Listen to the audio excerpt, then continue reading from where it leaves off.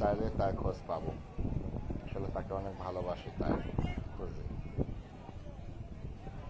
আমরা দুজন মিলে ফুচকা খাইতেছি, ওর মুখে ফুচকা একটা আছে, আমি আবার খাবার দিতেছি, তাই একটু অভিমান করলো।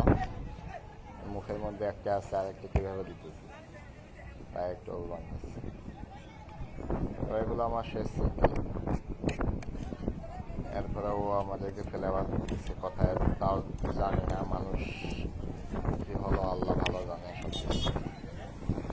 তবে এমনও ভালো মানুষ আছে তারা তার খোঁজ পাবো, তাকে কোথাও দেখেন তো অবশ্যই জানাবেন। মেসেঞ্জারে কিনার ইমো, ফেসবুক যেভাবে নাম্বারগুলো খোলা আছে, নাম্বার বন্ধ আছে, মানে ইমো, ফেসবুক এগুলোতে দিবেন, কীভাবে খোঁজ জানাবেন।